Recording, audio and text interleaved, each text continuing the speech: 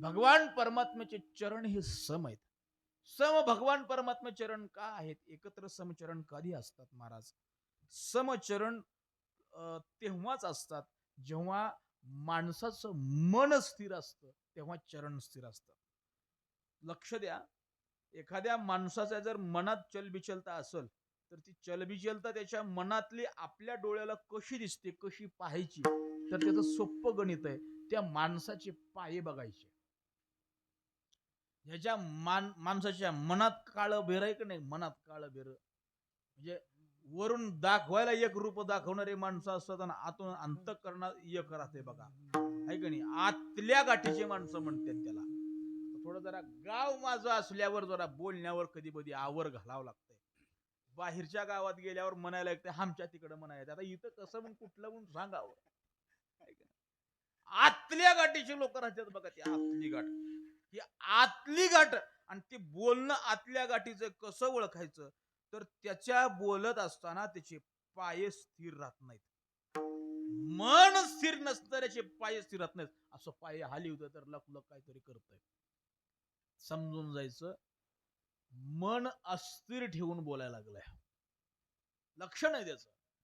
समचरण याचा अर्थ भगवान परमात्म्याचं मन स्थिर आहे. तुम्हाला आम्हाला मन स्थिर करण्याचा उपदेश भगवान परमात्मा करायला लागलाय. अजून भगवान परमात्म्याच्या कमरेवर हात आहेत दोन.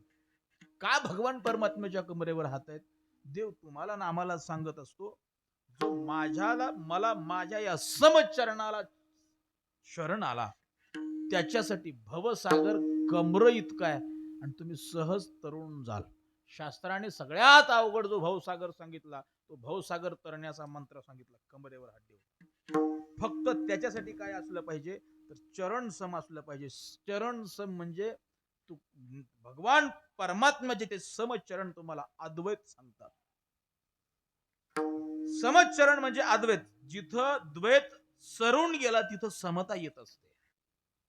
जिथे कसलाही प्रकारचा भेदभाव विरून गेला, आहे की नाही, तिथं कुठली जात शिल्लक राहत नाही, कुठला वर्ण शिल्लक राहत नाही, कुठलं लिंग शिल्लक राहत नाही. जेव्हा सगळं एकत्रित येतं ना, हे की नाही, सगळं एकत्रित येतात, तेव्हा तिथं सम लागू होतं. भगवान परमात्म्याचे चरण समयत, कारण त्याच्या चरणावर येणारा माणूस हा कुठल्या जातीचा, कुठल्या पातीचा, कुठल्या वर्णाचा, तो कसा पतित आहे, पापी आहे, पुण्यवान आहे, याचा कसलाही विचार न करता त्याला सहज जवळ घेतो. म्हणून भगवान परमात्म्याचे चरण सरळ आहेत, समयत. देवाच्या कमरेवर हात आहेत. कमरेवर हात दोनदा माणसाचे असतात. एक, भगवान परमात्मा सांगत असतो की तुम्हाला कमरे इतकं भवसागर आहे, आणि दुसरं असं तत्पर आहे भगवान परमात्मा कमरेवर हात ठेवून. तुम्हाला भक्ताला, येणाऱ्या सगळ्या भक्ताला देव आश्वासन देतो. काय आश्वासन देतो? मागे पुढे उभा राहे सांभाळितो, मागे पुढे उभा राहे सांभाळितो, राहे सांभाळितो, मागे पुढे उभा राहे सांभाळितो. आलिया घात निवाराया, आलिया घात निवाराया. भगवान परमात्मा तत्पर आहे म्हणून कमरेवर हात आहेत. आलिया आगाद, मागे पुढे उभा कमरेवर हात ठेवून भगवान परमात्मा उभा आहे. अजून पहा, भगवान परमात्म्याचे जरी कमरेवर हात असले तरी भगवान परमात्म्याच्या एका हातामध्ये शंख आहे आणि एका हातामध्ये पद्मपुष्प आणि सुदर्शन चक्र एका हातामध्ये देवाचे आहे. देवाचं पद्म ते शंख सांगतो. शंख म्हणजे ध्वनी, नाद, आणि नाद हा ज्ञानाचा आहे. ध्वनी हा वेदांचा होतो. वेदांना ध्वनी म्हटलं जातं. वेद हे ज्ञानाचं प्रतीक आहे. शंख ज्ञान सांगतो. भगवान पांडुरंग परमात्म्याची भक्ती ही अज्ञानी आंधळेपणानं केली जात नाही. भगवान परमात्म्याची भक्ती, पांडुरंग परमात्म्याची भक्ती ही उघड्या डोळ्याने करावी लागते. तर जिथं ज्ञान आंधळ असणारी भक्ती देवाला मान्य होत नाही. आता येड्या खोपडीचे लोक त्या पंढरपूरला जातात, नारळ फोडून येतात. अहो, तिथं देवाला नारळ फोडायचे राहतात का काय? आता पाया पडायला फुटुकड गेलतो, नवी आणलेली फुटू आहे ते सोहळ्यातली. तिथं त्या कुका लावून बायावानं सगळ्या त्या ज्ञानबा माऊलीच्या, तुकाराम महाराज सगळा तोंड झाकून टाकलं त्या लोक कुकानं लाल. नवी आणलेली फुटू थोडं थोबड आपल्या बी तोंडाला लावून बघा बरं, सगळं जरा कुकू असं तोंडाला सगळ्याच लावायचं, नाक हे सगळं भरवून टाकायचं, कसं वाटतंय बघायचं जरा आरशात, चांगलं वाटतंय होय. आपल्याला चांगलं वाटत नाही, मग देवाला कसं चांगलं वाटावं होते. पांडुरंग परमात्म्याला कधी नारळ फोडायचा नसतो, लक्षात घ्या. आणि दुसरं, महादेवाला कधी सोमवारी आणि शिवरात्रीला नारळ फोडायचा नाही. नारळ म्हणजे ती बळी प्रथा आहे. आणि बळी प्रथा कशासाठी आहे? ती तुमच्या आमच्यासाठी नाही, क्षत्रियांसाठी बळी प्रथा आहे. क्षत्रियांचं शूरत्व जागृत राहावं, त्यांना रक्त बघितल्यावर चक्कर येऊ नये म्हणून त्यांना रक्ताची सवय आणि कापाकापाची सवय लागावी म्हणून शक्ती उपासनेमध्ये बळी द्यायची परंपरा होती पूर्वी. आता तुम्ही आम्ही का कुठं लढायला चालला होय? बकरे कापतावन, कोंबडे कापतावन, काय देवाच्या नावानं काय काय करतो आपण? आम्हाला लढायला जायचंय का? मग कशासाठी हे सगळे बळी प्रथा करायच्या? क्रूरता कशासाठी असायला पाहिजे? नाही नाही. आणि भगवान पांडुरंग परमात्म्याची तर शक्तीची उपासना नाही, पांडुरंग परमात्म्याची परब्रह्माची उपासना आहे. तिथं नारळ फोडायचे नसतं. देवाला बळी दिल्याचा त्यात तो प्रकार होत असतो. पांडुरंगाला बळी चालत नाही. महादेवाला कधी सोमवारी शिवरात्रीला नारळ फोडायचं नाही, नाहीच फोडायचं नारळ सहसा करून. तुम्हाला लईच वाटतं ना नारळ, तर श्रीफळ महादेवाला सहज असं पूर्णत्वानं व्हायचं, फोडायचं नाही देवाला, तिथंच व्हायचं. पण आम्हाला देवाला नारळ फोडून खोबरं आम्हाला खायचे राहते, त्याच्यामुळे तिथं फोडणारच. आणि त्याच्यात अजून पुढची अवस्था, नारळ फुटलं जर नासक निघालं तर देवाला पावलं म्हणतात. फुटकं नासक नारळ देवाला पावतंय होय? देव नासक नारळ खातंय होय? तुम्हाला चमचमीत लागतंय, त्या नारळाचा वास शिवणी वाटते तुम्हाला, असं हात पुसता देवता तोंड वगळा करता वास आल्या. आणि देवाला तसला वास घेऊ वाटते, तसलं नारळ खाऊ वाटतंय, देवाला पावलंय म्हणता. देवाला नारळ, शंकराला पूर्ण नारळ व्हायचं आणि पांडुरंगाला कधीच नारळ फोडायचं नाही. आणि म्हणून वारकरी संप्रदायामध्ये नारळ पूर्ण देण्याची परंपरा आहे. विषय निघाला.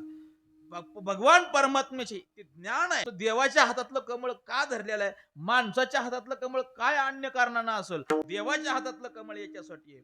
ते भक्ताला उपदेश करतं. ते कमळ कशाचा उपदेश करतं?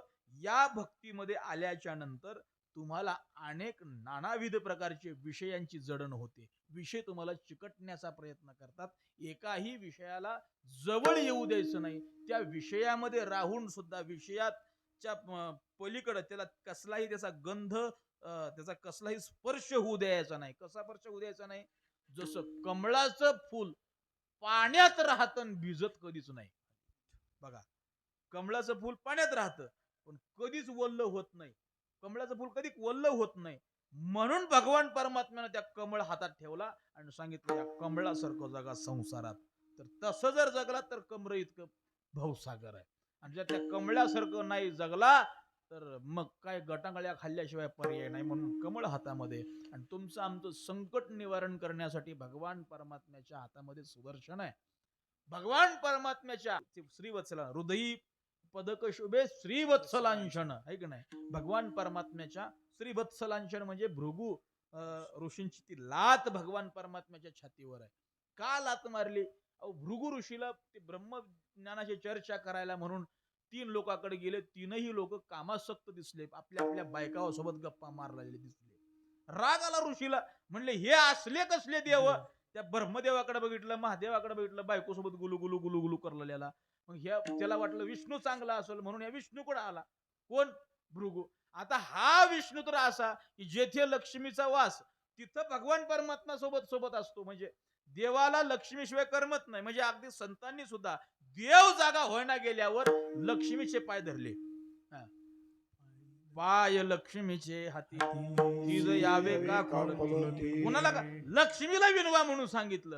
पण लक्ष्मीचं देव ऐकतोय, फार बायकोच्या आधी नाही. कोण?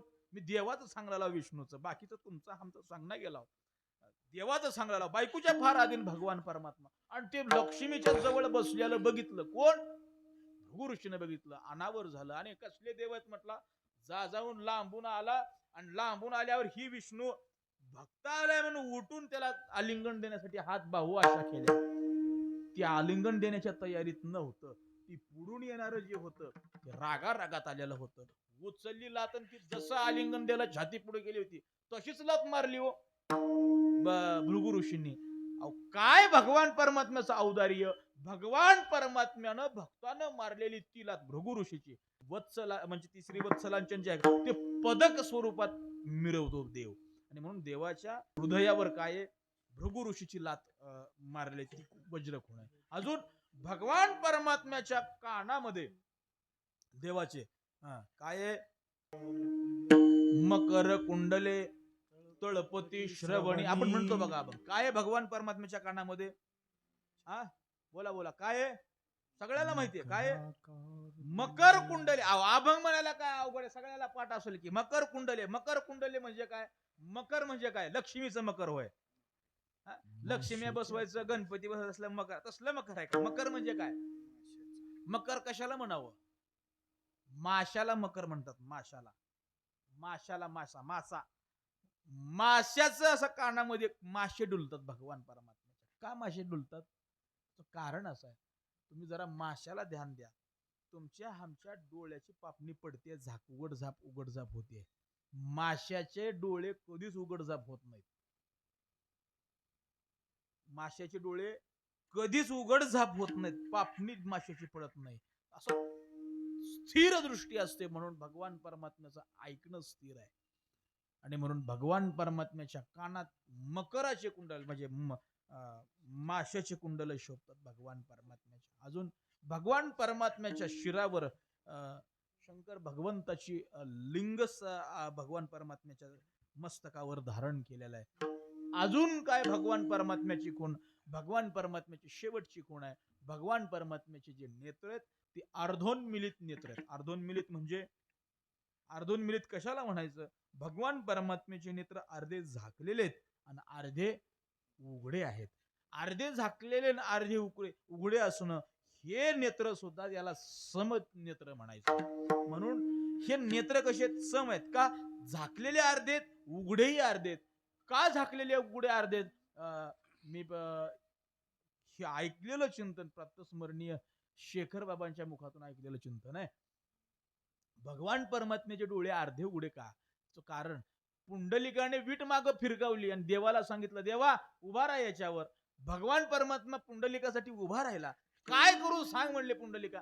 पुंडलिकाने सांगितलं देवा तुझ्याकडे आता दर्शनाला येणारे जे सगळे भक्त आहेत येणाऱ्या प्रत्येक जीवाचा काय करायचा? तू उद्धार करून टाकायचा.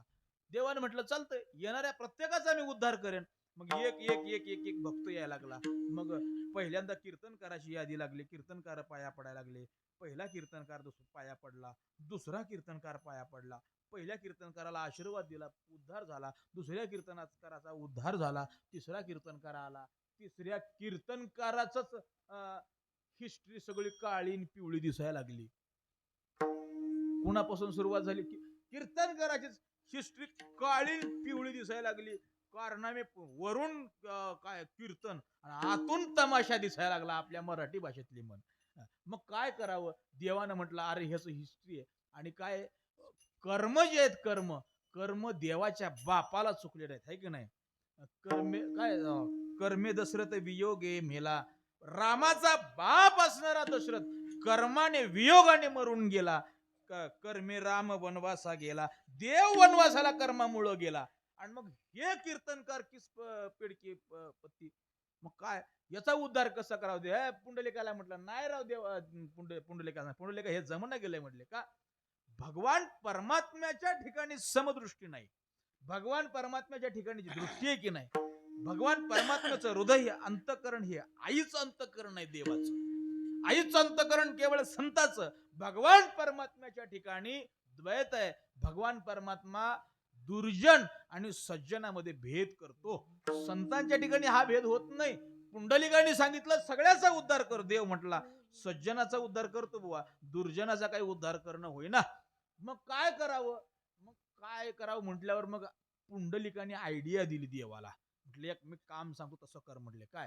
तुला दुर्जनाचं तोंड बघितल्यावरच प्रॉब्लेम यायला लागला की हिस्ट्री दिसलं की मग तू त्याचं तोंड न बघता उद्धार कर. म्हटले अरे ते कसं जमतंय? डोळे झाकून उभा राहू का? मग उद्धार कसं होईल? म्हणजे डोळे बी झाकू नको आणि उघडे बी ठेवू नको म्हणले. मग अर्धे झाकलेले ठेवायचे म्हणले. आशेर अर्धे झाकलेले अर्धोन मिळत. म्हणून भगवान परमात्म्याचे विठ्ठलाचे जे डोळे आहेत ते पूर्ण उघडलेले डोळे नाहीत. अर्धे झाकलेले आणि अर्धे उघडलेले आहेत. ते अर्धे झाकलेले असल्यामुळे झालं काय, येणारा जो भक्त आहे येत असताना दिसत नाही, पण वाकून चरणावर डोकं टिकवलं की त्याचं फक्त पाठ देवाला दिसते. तोंड दिसत नसल्यामुळं कोण आहे त्याचे काय कुळ मुळ आहे काय कर्म दिसलं नाही. पाठ दिसली आणि पाठीवर ते नजर गेल्यामुळं पाठीमागचं सगळं संचित त्या भक्ताचं काय होतं, धुवून जातं. आणि मग भगवान परमात्म्याचे म्हणून नेत्र कसे आहेत, अर्धोन्मिलित भगवान परमात्म्याचे नेत्र आहेत. हे अर्धोन्मिलित नेत्र, आणि त्या अर्धोन्मिलित नेत्र झाल्यामुळं भगवान परमात्म्याच्या त्या नेत्राच्या ठिकाणी, अंतःकरणाच्या ठिकाणी जरी देवाच्या द्वैत भाव असला तरी ते नेत्र अर्धोन्मिलित झाल्यामुळं देवाच्या त्या नेत्रामध्ये सुद्धा, त्या दृष्टीमध्ये सुद्धा काय झाली, आता समता आली. आणि ही समता आलेली जगद्गुरु तुकोबारायांनी पाहिली. आणि मग तुकोबाराने सांगितलं, रामही पाहिला, कृष्णही पाहिला, पण रामाच्या आणि कृष्णामध्ये जी क्वालिटी आहे, ती जी क्वालिटी ह्या देवाकडे ती त्यांच्याकडे नाही म्हटले. काय क्वालिटी आहे, ती क्वालिटी सांगत असताना तुकाराम महाराजांनी अभंगाचं पहिलं चरण सांगितलं. समचरण दृष्टी विठेवरी साजी, समचरण